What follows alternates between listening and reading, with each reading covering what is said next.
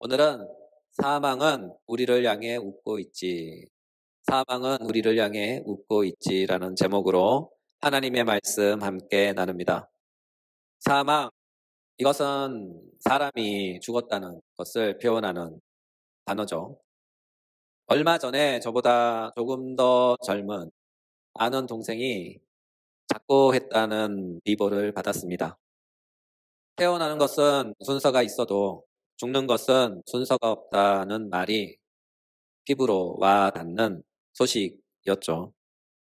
저도 아직 젊은 편에 속하지만 그래도 앞으로 살아갈 날보다는 어느덧 사망이 더 가까운 나이가 되었습니다. 이와 같은 이유로 저도 종종 죽음에 대한 생각을 하고 아름다운 종말을 기대하고 기도하곤 합니다.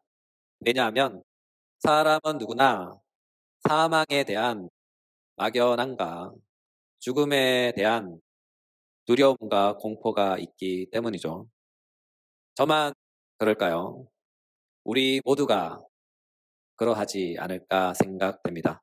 왜냐하면 우리는 날마다 사망을 향해 전진하고 있고 사망은 날마다 우리를 향해 달려오고 있기 때문이죠. 결국 이러나 저러나 죽는 것은 매 한 가지입니다. 성경에도 기록되어 있어요. 히브리서 9장 27절. 한 번 죽는 것은 사람에게 정해진 것이요 그 후에는 심판이 있으리니. 한 번 죽는 것은 사람에게 정해진 것이라고 성경은 말씀합니다. 이렇듯 사람에게 있어 아니 생명이 있는 모든 생명체들에게 있어 죽음은 피할 수 없는 막다른 길입니다. 누가 이 사망의 길에서 벗어날 수 있을까요? 아무도 없습니다. 심지어 우리 주님께서도 죽으셨어요. 그렇다면 우리는 원래부터 죽도록 설계되어 그렇게 창조되었을까요? 정답은 no, 아닙니다. 절대로 아닙니다. 창조 계획상 원리상으로는 우리 모든 생명체는 죽지 않고 영원히 살도록 설계되었고 그 설계대로 창조되었어요. 굳이 말하자면 죽음은 선택사항이었지 필수사항은 아니었다. 죽음은 선택사항이었지 필수사항은 아니었다. 그런 뜻입니다. 이 말을 들을 때 누군가 이런 질문을 던질 수가 있어요. 에이, 그런 말이 성경에 어딨어요? 그런 말이 성경에 어딨어요? 네, 그래서 이렇게 묻는 당신을 위해 성경 한 구절을 소개하고자 합니다. 창세기 2장 15절부터 17절. 여호와 하나님이 그 사람을 이끌어 에덴 동산에 두어 그것을 경작하며 지키게 하시고 여호와 하나님이 그 사람에게 명하여 이르시되 동산 각종 나무의 열매는 내가 임의로 먹되 선악을 알게 하는 나무의 열매는 먹지 말라. 내가 먹는 날에는 반드시 죽으리라 하시니라. 내가 먹는 날에는 반드시 죽으리라 하시니라.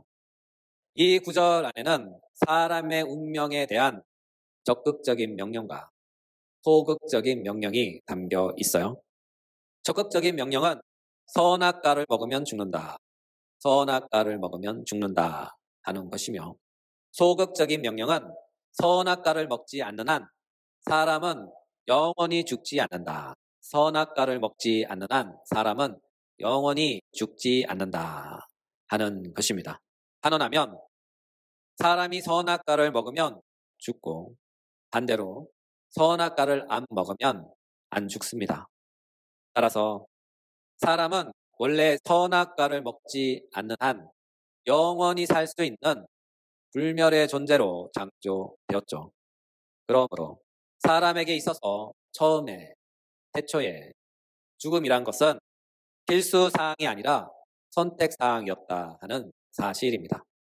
창세기 2장 15절부터 17절은 이 사실을 선명하게 보여주고 있어요. 이와 같은 이유로 사망은 있었지만 그것은 언제나 하나의 피치 못할 가능성으로 선택사항으로 존재했었다는 사실입니다. 그러나 사람은 이 유혹을 피해가지 못했고 결국 하나님의 뜻을 버리고 사망을 선택하게 된 것이죠. 창세기 3장 1절부터 6절. 뱀은 여호와 하나님이 지으신 들짐승 중에 가장 강교하니라. 뱀이 여자에게 물어 이르되 하나님이 참으로 너희에게 동산 모든 나무의 열매를 먹지 말라 하시더냐? 여자가 뱀에게 말하되 동산 나무의 열매를 우리가 먹을 수 있으나 동상 중앙에 있는 나무의 열매는 하나님의 말씀에 너희는 먹지도 말고 만지지도 말라. 너희가 죽을까 하노라 하셨느니라. 뱀이 여자에게 이르되 너희가 결코 죽지 아니하리라. 너희가 그것을 먹는 날에는 너희 눈이 밝아져 하나님과 같이 되어 선악을 알 줄을 하나님이 아심이니라. 여자가 그 나무를 본즉 먹음직도 하고 보암직도 하고 지혜롭게 할 만큼 탐스럽기도 한 나무인지라. 여자가 그 열매를 따먹고 자기와 함께 있는 남편에게도 주매 그도 먹은지라. 이 말씀은 증거하시죠. 사람은 유혹을 참지 못하고 결국 선악과를 먹었다. 선악과를 먹었다 하는 것입니다. 이로 인하여 하나님의 말씀이 사람에게 이루어지게 된 것입니다. 창세기 2장 17절. 선악을 알게 하는 열매는 먹지 말라. 내가 먹는 날에는 반드시 죽으리라. 반드시 죽으리라. 사람이 죽는 것은 바로 이 때문입니다. 이때부터 사람은 사망의 그늘에 붙잡혀 사망이 주는 공포와 두려움에 떨며 죽음의 노예가 된 것이죠. 사도 바울은 이 사실을 이렇게 말씀합니다. 로마서 5장 12절.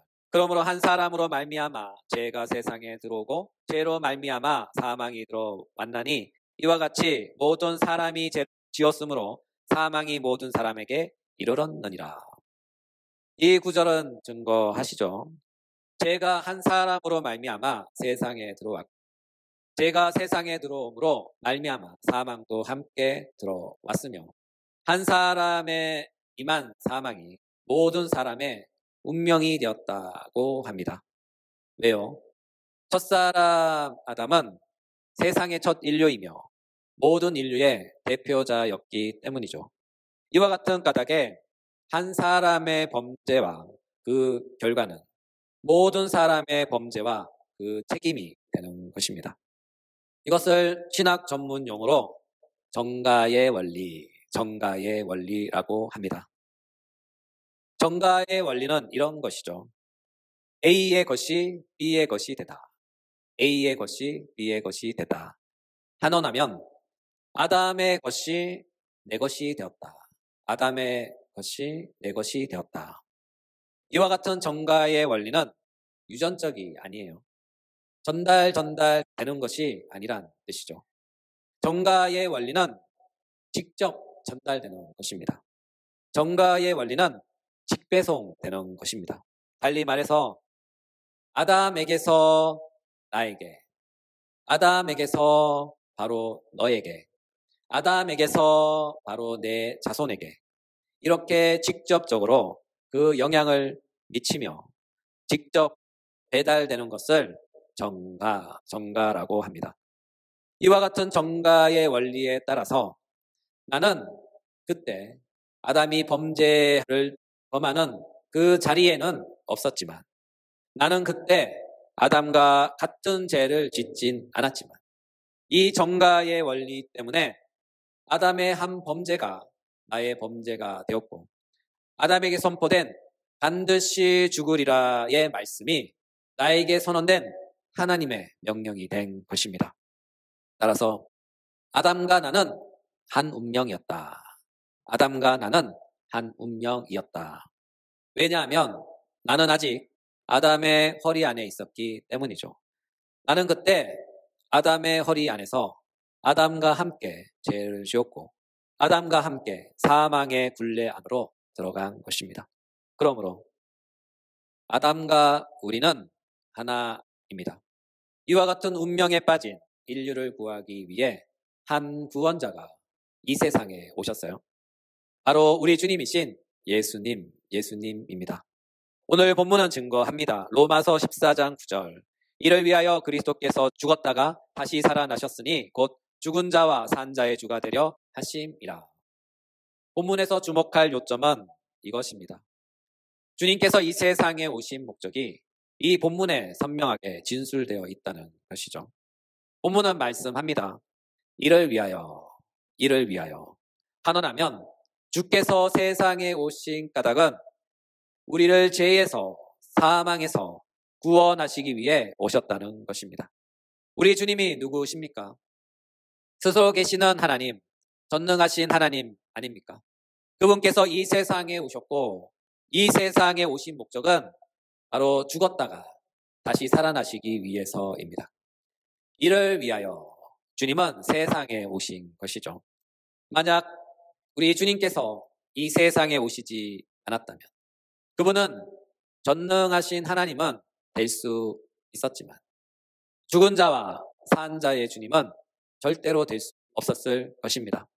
또한 모든 생명은 여전히 구원을 받지 못한 채 영원히 사망의 그늘에서 공포와 두려움에 사로잡혀 죽음의 노예로 고통받으며 살아갔을 것입니다. 그러나 우리 주님은 우리를 사망에서 죽음의 노예에서 구원하시기 위해 이 땅에 오신 것입니다. 갈라디아서 4장 4절 5절 때가 참에 하나님이 그 아들을 보내사 여자에게서 나게 하시고 율법 아래에 나게 하신 것은 율법 아래에 있는 자들을 속량하시고 우리로 아들의 명분을 얻게 하려 하심이라. 이 구절에서 율법 아래라는 말은 죽음 아래 또는 죽음에 복종한다는 의미를 갖고 있습니다. 우리 주님은 영원한 하나님의 아들이시자 그 자신께서 하나님이실지라도 의도적으로 자원하여 죽음 아래 또는 죽음에 복종하러 오셨다는 것입니다. 왜냐하면 우리 구원에 있어 핵심적인 본질적인 부분은 율법 자체가 죽음을 요구하고 있기 때문이죠. 율법은 이 죽음이 이루어지도록 강요하고 있기 때문이죠. 왜냐하면 분명 창세기 2장 17절은 이와 같은 사실을 당당하게 적시하고 있기 때문입니다. 반드시 죽으리라. 반드시 죽으리라. 이것은 율법의 요구입니다. 이와 같은 까닭에 우리 주님은 율법의 요구대로 죽음에 복종해야 했으며 당신의 죽음을 통해서만 우리가 사망으로부터 구원받을 수 있었기 때문이죠. 따라서 주님께서 죽으심으로 율법의 모든 요구를 이루셨고 율법대로 죽을 수밖에 없던 우리를 사망의 그늘에서부터 죽음의 노예로부터 마침내 구원해 주신 것입니다. 그리고 다시 살아나셨습니다. 부활하신 것이죠. 부활, 이것이 가리키는 의미가 무엇일까요? 부활은 사망을 이기셨다는 선언입니다. 고린도전서 15장 55절 56절 사망아 너의 승리가 어디 있느냐? 사망아 내가 쏘는 것이 어디 있느냐? 사망이 쏘는 것은 죄요 죄의 권능은 율법이라. 여기에 복음의 위대한 진리와 진술이 담겨 있습니다. 주님께서 마지막 원수인 사망을 이기셨다는 것입니다. 이 사실이 보여주는 것은 우리 주님께서 다시 살아나시기 전까지 사망은 무덤 속에 있는 모든 인류를 장악하고 있었다는 사실입니다. 달리 말해서 죄의 결과로 말미암은 사망은 인류 전체를 장악하고 있었고 그 권세와 공포로 전 인류를 통치하고 있었던 것이죠. 그 누구도 이 사망을 이길 수 있는 사람은 없었습니다. 그러나 우리 주님은 오셨고 자신의 죽음을 통하여 사망을 이기셨습니다. 이것이 바로 부활의 의미입니다. 부활은 사망에 대한 승리이며 사망의 권세를 깨뜨렸다는 하나님의 선언입니다. 이것이 바로 오늘 본문의 참 의미입니다. 이를 위하여 그리스도께서 죽었다가 다시 살아나셨으니 곧 죽은 자와 산 자의 주가 되려 하심이라. 이 말씀이 가져온 놀라운 효과와 능력은 바로 이것입니다. 히브리서 2장 14절 15절 자녀들은 혈과 육에 속하였음에 그도 또한 같은 모양으로 혈과 육을 함께 지니심은 죽음을 통하여 죽음의 세력을 잡은 자 곧 마귀를 멸하시며 또 죽기를 무서워함으로 한평생 매여 종로로 타는 모든 자들을 놓아주려 하심이니. 하나님의 자녀가 된 우리를 위하여 죽음의 세력을 잡은 자를 멸하시고 사망의 그늘에서부터 우리를 구원하셨다는 것입니다. 여기서 죽음의 세력 또는 사망의 세력이란 무엇일까요? 세력이란 말은 영향력 또는 권위라는 뜻입니다. 이 말은 사망 또는 죽음이 우리의 생가사를 결정하는 권세를 가졌다 하는 그런 뜻은 아닙니다. 왜냐하면 죽음은 이미 죄에 대한 하나님의 형벌이기 때문이죠. 따라서 사망이 우리의 생가사를 결정하거나 특히 마귀가 우리의 생가사를 결정하는 것은 아니죠. 우리의 생가사를 결정하시는 이는 오직 하나님 한 분밖에 없습니다. 그렇다면 여기서 사망이 가졌던 권세란 무엇일까요? 그것은 바로 이것입니다. 사망으로부터 흘러나오는 막강한 두려움의 출처는 바로 심판입니다. 또한 마귀도 사람들의 생각 속에 일으킬 수 있는 것은 죽음에 대한 공포입니다. 따라서 우리 주님은 공포와 두려움에 대한 출처인 이 두 가지를 멸하신 것입니다. 달리 말해서 사망이 쏘는 심판에 대한 두려움, 마귀가 쏘는 죽음에 대한 공포, 이 두 가지 출처를 주님께서 멸하신 것입니다. 쉽게 말해서 그냥 없앴다, 삭제했다 그런 뜻이죠. 특히 이 구절에서 멸하다란 단어를 주목해 보셔요. 이 단어는 마귀와 사망이 가지고 있던 특별한 영향력, 세력을 강탈하셨다는 뜻입니다. 어떻게요? 당신의 죽으심과 부활을 통해서요. 이를 통해 사망이 쏘는 심판에 대한 두려움을 압류했고 이를 통해 마귀가 쏘는 죽음에 대한 공포를 삭제했습니다. 따라서 그리스도 예수 안에 있는 사람은 사망 뒤에 있는 심판에 대한 두려움이 없습니다. 왜냐하면 우리 주님께서 그 두려움을 모두 멸하셨기 때문이죠. 또한 그리스도 예수 안에 있는 사람은 마귀가 주는 죽음에 대한 공포가 없습니다. 왜냐하면 우리 주님께서 그 공포를 모두 삭제했기 때문입니다. 그러므로 사도 바울은 이렇게 우리에게 외칩니다. 로마서 8장 1절 2절. 그러므로 이제 그리스도 예수 안에 있는 자는 결코 정죄함이 없나니 이는 그리스도 예수 안에 있는 생명의 성령의 법이 죄와 사망의 법에서 너를 해방하였음이라. 이는 그리스도 예수 안에 있는 생명의 성령의 법이 죄와 사망의 법에서 너를 해방하였음이라. 이것은 성경의 선언입니다. 이것은 하나님의 선언입니다. 그리스도 예수 안에 있으면 이제 더 이상 사망이 쏘는 두려움, 마귀가 쏘는 죽음의 공포는 없습니다. 왜냐하면 우리 주님께서 죽으심과 부활을 통해 이 모든 권세들을 압류해서 삭제했기 때문이죠. 그렇다면 우리는 다시 이렇게 물어볼 수 있어요. 그렇다면 우리에게 있어 죽음 또는 사망은 무엇입니까? 우리에게 있어 죽음 또는 사망은 무엇입니까? 이에 대하여 하이델베르크 요리 문다서는 이렇게 단문하고 있습니다.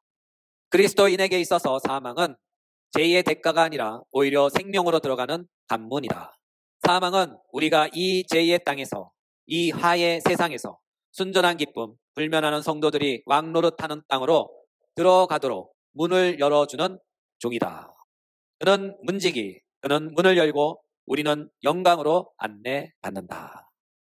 한마디로 요약하면 그리스도인에게 있어 사망은 영광의 세계의 문을 열어주는 문지기다. 그리스도인들에게 있어서 사망은 영광의 세계의 문을 열어주는 문지기다. 그런 뜻입니다.